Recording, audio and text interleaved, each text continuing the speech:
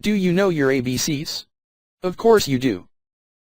They are the basic foundation of how you learn to read and write. What if I told you that there is another set of ABCs equally as important? These ABCs are the basic foundation how we function and behave. But first let me tell you a story about Bob and Steve. First, let me tell you the story of Bob. This is Bob.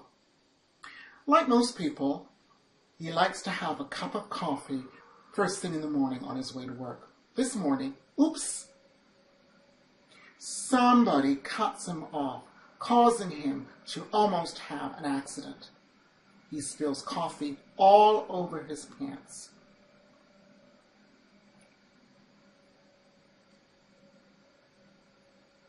He's not happy. In fact, he's downright upset.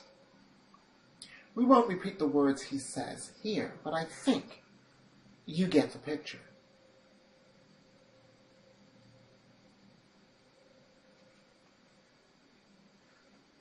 Bob walks into work, sits at his desk, and fumes as he finds his computer not working. And he snaps angrily at his work colleague Steve, who says, "Good morning. This is Steve." Guess what? Steve also stopped for coffee that morning. The same guy in the same red car cut him off too. Guess what? He also spilled coffee on his pants. When he goes into work and says good morning to Bob, who snaps at him, he says, "Hope your day gets better, Bob." What is the difference between these two men, both of whom had the same experience but acted very differently? Could it be attitude?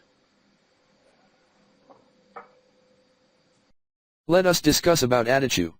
What is attitude?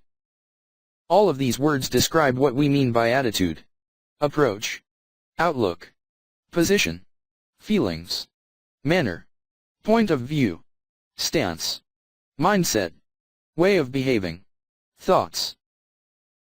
Attitude is the combination of thoughts, behaviors, and feelings. But which of these action sets come first? Feel, think, and act. Think, act, and feel. Or, act, feel, and think. Let's think about this for a moment. The answer, of course, is that we think, feel, and act. Our thoughts create our feelings. Our feelings create our behavior. Before we take any action, the brain must appraise it and evaluate it first. Let's break this down a little and go back to our ABCs. A is for activating event. B is for belief, thought. C is for consequences. The ABCs were taken from David Byrne's Feel Good Workbook. Is there a way to turn around our negative thoughts? Well, very simply, we can continue with our alphabet letters and add the letter D to the equation. D is for dispute. Yes, we can begin to challenge the negative interpretation, thoughts, or feelings with evidence and facts and more rational thinking by asking questions that allow us to take an alternative view of the situation. What is the evidence? Is this accurate? What are the facts here? What is the effect of thinking this way? Is this absolutely true? In essence, we are analyzing and examining the truth of our thoughts. Very simply put, our thoughts and beliefs are not facts.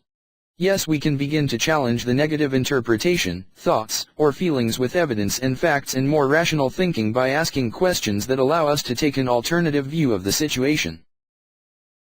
So try it for yourself. Let's use the meaning of ABC. And then add D. And see what results you get.